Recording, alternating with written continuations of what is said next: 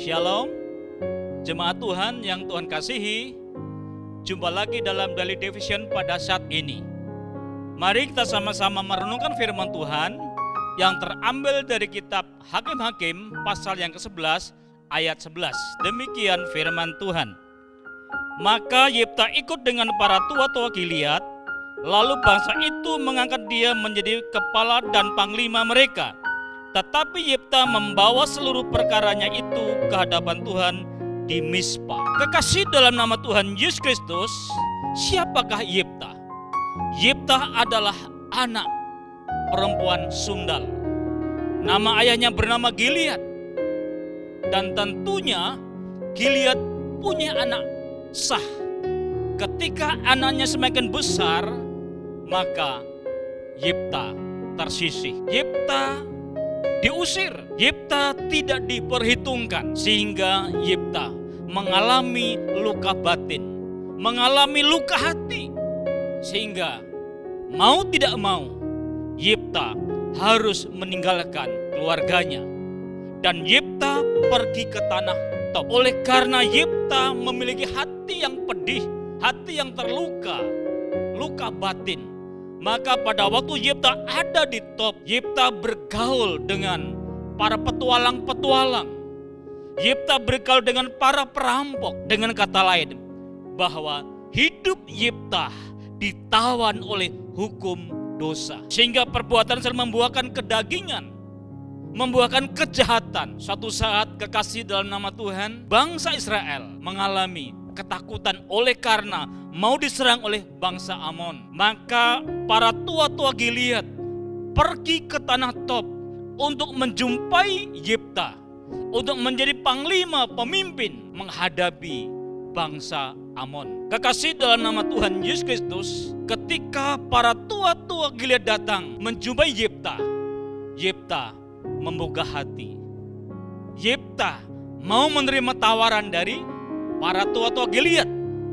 Dan Alkitab jelas, ketika Yefta menerima tawaran dari para tua-tua Gilead, Yefta menyerahkan segala perkara di hadapan Tuhan. Saya ulangi, Yefta menyerahkan segala perkaranya di hadapan Tuhan. Jadi Bapak Ibu Saudaraku yang kasih, masalah apa yang Bapak Ibu hadapi? Perkara apa yang Bapak Ibu hadapi? Menghadapi ekonomi, menghadapi anak, menghadapi tetangga, menghadapi suami ataupun istri. Mari kita bawa perkara ini di hadapan Tuhan. Karena firman Tuhan berkata, hai engkau yang letih lesu dan berbeban berat, datang kepadaku, aku akan memberikan kelegaan. Pada waktu Yefta menyerahkan segala perkaranya di hadapan Tuhan, kekasih dalam nama Tuhan, maka kalau kita renungkan, maka Yefta betul-betul mengandalkan Tuhan. Yefta tidak lagi mengandalkan kekuatannya. Yefta tidak lagi mengandalkan kegagahannya. Karena firman Tuhan berkata bahwa Yefta adalah pahlawan yang gagah perkasa. Tetapi saat diberi kepercayaan oleh orang-orang ataupun oleh tua-tua Gilead, Yefta merendahkan hatinya. Yefta mengandalkan Tuhan. Buktinya, Yefta menyerahkan segala perkaranya di hadapan Tuhan. Dan pada waktu Yefta menyerahkan segala perkaranya kepada Tuhan, kekasih dalam nama Tuhan, apa yang terjadi? Kalau kita baca kekasih dalam nama Tuhan Yesus Kristus, tetap dalam kitab Hakim-Hakim pasal yang ke-11 ayat yang ke-29, demikian firman Tuhan. Lalu roh Tuhan menghinggapi Yefta, ia berjalan melalui daerah Gilead dan daerah Manase, kemudian melalui Mizpa di Gilead, dan dari Mizpa di Gilead ia berjalan terus ke daerah Bani Amon. Firman Tuhan berkata bahwa roh Tuhan menghinggapi Yefta. Jadi yang tadinya Yefta ditawan oleh hukum dosa, dan pada waktu Yefta menyerahkan hidupnya kepada Allah, berserah kepada Allah, maka firman Tuhan berkata, lalu roh Tuhan menghinggapi Yefta. Terjadi peralihan. Yang tadinya dikuasai ataupun ditawan oleh hukum dosa, akhirnya Yefta ditawan oleh roh diikat oleh roh Allah, roh Tuhan, itu Roh Kudus, maka terjadilah perubahan yang luar biasa. Dan pada waktu Yifta ditawan oleh roh Allah, Roh Kudus, Yifta mengalami kemenangan. Yifta, Bapak Ibu Saudaraku yang kasih, pada waktu menghadapi Bani Amon atau bangsa Amon, Yifta mengalami kemenangan. Kita akan baca di ayat yang selanjutnya, di ayat yang ke-32. Kemudian Yifta berjalan terus untuk berperang melawan Bani Amon, dan Tuhan menyerahkan mereka ke dalam tangannya. Luar biasa.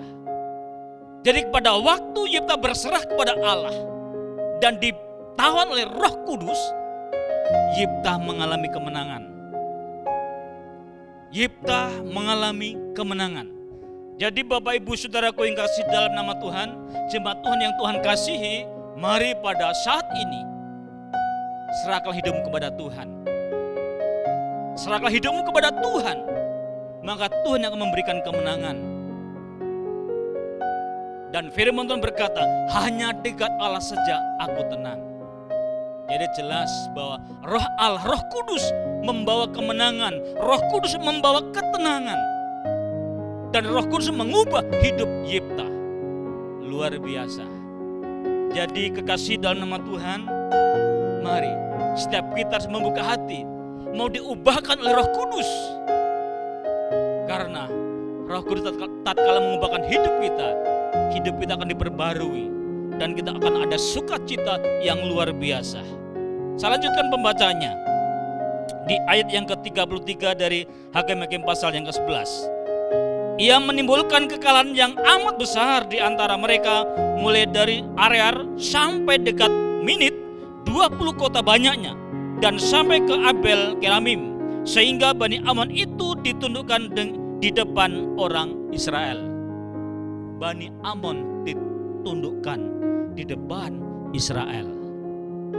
Jadi saudaraku yang kekasih dalam nama Tuhan Yesus Kristus, bahwa oleh Roh Tuhan, oleh Roh Kudus, maka Yifta yang tadinya tidak berarti menjadi berarti oleh karena Roh Kudus. Jadi Bapak Ibu Saudaraku yang kekasih dalam nama Tuhan Yesus Kristus, jelas bahwa peran Roh Kudus dalam akhir zaman ini sebagai penolong pada umat-umatnya yang berserah kepadanya, yang mau dipimpin. Sehingga saudaraku yang kasih, tatkala kita dipimpin Roh Kudus, maka kemenangan, ketenangan akan kita alami seperti Yifta. Jadi kekasih dalam nama Tuhan, pelajaran apa yang kita petik pada pelajaran Yifta ini?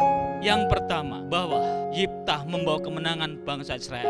Terlebih bahwa Yifta manusia rohnya diubahkan, yang tadinya dikuasai ataupun ditawan oleh hukum dosa, akhirnya Yifta ditawan oleh Roh Allah atau Roh Kudus. Hidupnya menjadi berarti karena Roh Kudus sebagai materai bagi kita milik Allah.